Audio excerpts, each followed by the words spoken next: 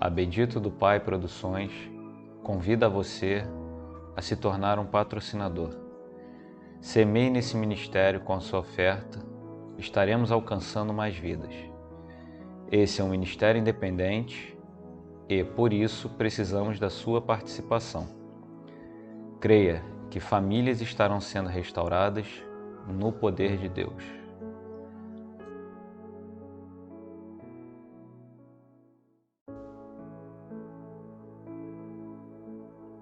A Bendito do Pai Produções apresenta o livro Divórcio, a Maldição do Crente. Autor Pedro de Castro. Se inscreva no canal, dê um like, compartilhe. Casamentos serão salvos pela sua atitude. Capítulo 3. A visão perfeita. Quando o Senhor fez todas as coisas aqui na terra, colocou o homem para trabalhar e resolveu presenteá-lo com algo que lhe traria muita alegria para aquele que era a sua imagem e semelhança. Então, o Senhor Deus fez cair pesado sono sobre o homem, e este adormeceu. Tomou uma das suas costelas e fechou o lugar com carne. E a costela que o Senhor Deus tomara do homem, transformou-a numa mulher e lhe trouxe. E disse o homem: esta, afinal, é osso dos meus ossos e carne da minha carne. Chamar-se-á varoa, porquanto do varão foi tomada. Por isso, deixa o homem pai e mãe e se une à sua mulher, tornando-se dois, uma só carne. Gênesis, capítulo 2, versículos de 21 ao 24. Que palavra maravilhosa é essa! O Senhor tinha feito Adão do barro, de algo sem lógica nenhuma. A ciência mais avançada que esteja, ela não consegue e jamais conseguirá produzir este feito, ainda que consigam clonar o homem. Porém, a sua origem veio do barro e não de uma experiência de laboratório. Eu conheço algumas pessoas que tiveram a matéria de anatomia nas faculdades de medicina e me disseram que a Bíblia é verdadeira, porque o ser humano chega a um ponto, depois de sua morte física, de esfarelar, tornando-se pó. Mas que mistério é esse? Por que o Senhor não fez uma mulher também, da mesma forma que originou o homem? O que há por detrás disto? São perguntas que devem ser feitas e questionadas pelos casais, para que haja uma plenitude na vida a dois. Da costela, o Senhor formou a mulher, e não do barro, para que o homem entendesse que a partir de então, um viveria em função do outro, um estaria sempre ligado ao outro. A função de estarem sempre no mesmo propósito foi feito por Deus e previsto por Adão. Adão, sem nenhum tipo de escolaridade ou de formação familiar terrena, entendeu como seria sua vida a partir do momento que se deparou com uma mulher. Ele teve a plena convicção de que a sua vida nunca mais seria a mesma, até mesmo por entender que não estaria mais só. E por incrível que pareça, mesmo no século XXI, com todo tipo de informação. As pessoas, em grande maioria, não obtiveram ainda a visão de família que Adão teve no início da criação. Adão profetizou quando disse: é osso dos meus ossos e carne da minha carne. Esse entendimento precisa ser refletido por aqueles que estão prestes a contraírem núpcias. E uma vez casado, mesmo sendo de famílias, idades, culturas, credos e de gostos diferentes, passam a ser uma só carne, um só corpo, um só espírito. Não são mais dois, ainda que a sociedade veja A e B com distinção. O Senhor enxerga apenas um só corpo, A que pertence a B e B que pertence a A. O homem e a mulher precisam olhar como o Senhor olha, para que haja um bem-estar múltiplo na vida de ambos. E isso só acontece quando alguém se dispõe a querer realizar a vontade de Deus. Quando uma pessoa é solteira, vive em função de si mesma e de querer agradar aos seus pais. Pelo menos é o que acontece com a maioria, não é verdade? Até porque o solteiro está livre para fazer o que bem entende, sem sofrer nenhum tipo de represálias. Vou ao cinema, vou jogar bola, vou à praia, vou sair com os amigos, etc. Mas uma vez já casado, a história é outra. Já existe uma outra parte que precisa estar de acordo, uma vez ela indo ou não. Nenhum dos dois se encontram mais agarrado aos seus pais, e sim um ao outro. Adão teve essa visão, mesmo não tendo pais terrenos. Por isso, deixa o homem pai e mãe e se une à sua mulher, tornando-se uma só carne. Gênesis, capítulo 2, versículo 24. Adão entendeu que a felicidade só seria possível com a prática desse companheirismo. Em outras palavras, a vida a dois de um casal não interessa mais aos familiares, principalmente a pai e mãe, e muito menos aos amigos e vizinhos, e sim um ao outro, para que o amor e a paz venham a reinar e o desfrutar das delícias do casamento seja uma realidade na vida conjugal. É direito seu. Se a posse das promessas de Deus para a sua vida. Não deixe que o tempo, aparentemente perdido, venha roubar a sua alegria de ser uma pessoa bem-sucedida na vida a dois. Olhe para os céus.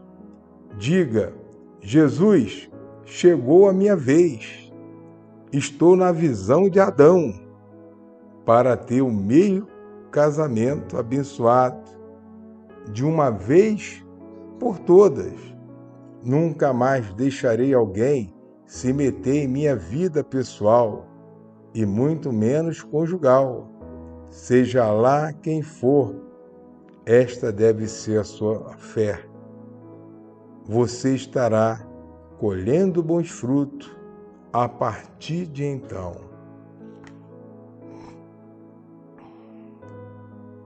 Capítulo 4. Amor encolhido. Aqui está o relato do testemunho de um amigo. Um dia, sem que eu conhecesse bem, eu lhe dizia: Pablo, nome fictício, peça a Deus o melhor para sua vida a dois. Fiquei uns 3 anos lhe falando a mesma coisa, sem saber o passado deste homem, mas já havia um milagre à sua espera. Veja o poder que existe quando alguém quer cumprir a palavra de Deus. Pablo casou-se em setembro de 1974 e vivia muito bem com sua esposa. Eles tiveram um filho em 1976. Durante o resguardo dela, ele teve um romance com a sua vizinha, que durou cerca de 3 anos. E para ele estava tudo indo muito bem. Sua esposa veio a descobrir a traição por meio de uma amiga, a qual era também amiga dessa vizinha, que se relacionava com seu marido. Pablo, chegando em casa após um dia de trabalho, deparou com a sua esposa e viu algo diferente nela. Sentiu da parte dela uma grande frieza e perguntou-lhe o que havia acontecido. E ela lhe respondeu que sabia de tudo o que ele vinha fazendo, e ele não negou. Logo em seguida, ele lhe pediu perdão, mas ela não aceitou e disse: pode ter certeza de uma coisa, o que você fez escondido. Quero te dizer que a vingança será da minha parte, às claras. Deste dia em diante, a vida deste casal se transformou num verdadeiro inferno, porque as brigas eram uma realidade constante. Pablo se separou e divorciou-se de sua esposa no ano de 1979. Por ter em mente, naquela época, uma cultura machista e não querendo ficar por baixo do acontecido, algo muito normal na mente do homem sem Deus, resolveu constituir uma nova família. Dessa união nasceu um filho no ano de 1985. Em 1998, Pablo sabia que faltava algo em sua vida. Retornou para o Senhor depois de muito errar no decorrer dos anos. Não aguentava mais o sofrimento que carregava dentro de seu peito, algo que só ele sabia, mesmo já participando do ministério de louvor de sua igreja. E nesse momento se deparava com vários milagres que ouvia na casa do Pai Celestial. Ao seu retorno, ele começou a orar muito pela segunda família, mas as causas se repetiam no seguinte relacionamento, do rompimento do primeiro casamento. Havia nesse muitas brigas e discussões, e passaram a ter uma vida de irmãos. Pablo continuava a orar ao Senhor e nada acontecia. Então ele ficou muito revoltado com a sua situação e pediu a Deus que o revelasse onde estava errando, porque desde 1998 orava pela família e nada acontecia, mesmo servindo a Deus. No ano de 2003, Pablo teve uma briga feia com a sua segunda mulher e resolveu largar também a sua segunda família e ir embora para a casa de sua mãe.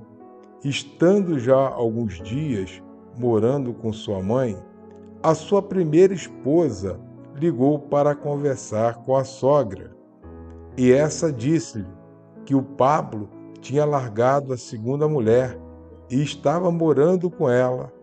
A primeira esposa pediu então a sua sogra para falar com ele. Pablo atendeu o telefone e houve vários assuntos relatados, até que ela tocou no divórcio deles e disse-lhe que queria colocar para fora de si algo que estava engasgado há muitos anos em sua vida.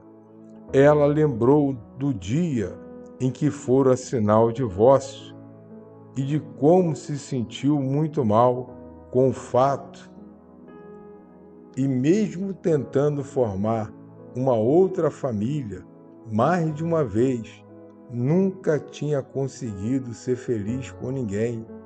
E já fazia alguns meses que vinha pensando e chegou à seguinte conclusão: que ele era o grande amor de sua vida. Estava dentro do cristianismo e ela queria ser feliz. Houve pedidos e liberações de perdão. Quando Pablo ouviu isso, ficou parecendo adolescente, partindo para o namoro. Suas pernas ficaram bambas e, sem saber o que fazer de imediato, pediu uma semana para pensar. A partir daí, não teve mais dúvida, porque essa era a resposta de Deus para as suas orações. Marcaram o encontro, conversaram no mês de dezembro de 2004. Pablo e a sua esposa fizeram algo que nunca poderia ter sido desfeito, sem que a morte os separasse. Casaram-se novamente. Em sua mente pode até circular esse pensamento: e a segunda família? O que aconteceu? Ficou para trás. E a segunda mulher entendeu que, biblicamente, enquanto a primeira fosse viva, mesmo estando divorciada, era esposa dele, até que a morte o separasse. Relutou muito, a ponto de dizer que estava sendo destruída, ela e a segunda família, que isso não era justo. Veio até acusações sobre a primeira esposa, dos maus tratos que fizera ao Pablo. Só que no fundo do seu coração ela sabia, mas fazia vista grossa quando a vida empurrada e amarrada que levava. Relutou e muito, mas entendeu. É o preço que muitos pagam por levar uma vida de qualquer jeito, mesmo dentro da casa de Deus. Nunca mais haverá qualquer maldição nela. Estará o trono de Deus e do Cordeiro, e os seus servos o servirão. Fora ficarão os cães, os feiticeiros, os impuros, adúlteros, prostitutos, assassinos, idólatras e todo aquele que ama a prática da mentira. Apocalipse, capítulo 22, versículo 3 e 15. Essa é a fé que precisa ser exercitada por quem quer morar um dia com o Senhor Jesus. Lute por aquilo que lhe foi saqueado. Se você se encontra nessa situação ou conhece alguém, pode ter certeza que desse a felicidade está bem longe, ainda que estejam casados novamente com uma outra pessoa. Ou a Bíblia é mentirosa. Resgate o que te foi tirado para a verdadeira felicidade. Deixa eu fazer uma pergunta. O casamento é algo espiritual ou natural? Não me diga que respondeu natural. Quando não se tem compromisso com Deus, dá até para entender, porque vem tudo de forma natural, mas dentro de uma igreja é pura falta de compromisso com a palavra dele. Onde ouve falar do espiritual e querem, por sua vez, agir na naturalidade, como se ficassem impunes. Onde fica um só osso, uma só carne, um só espírito? Quem entende isso sem a revelação do Senhor? Ou é algo do passado a palavra dele?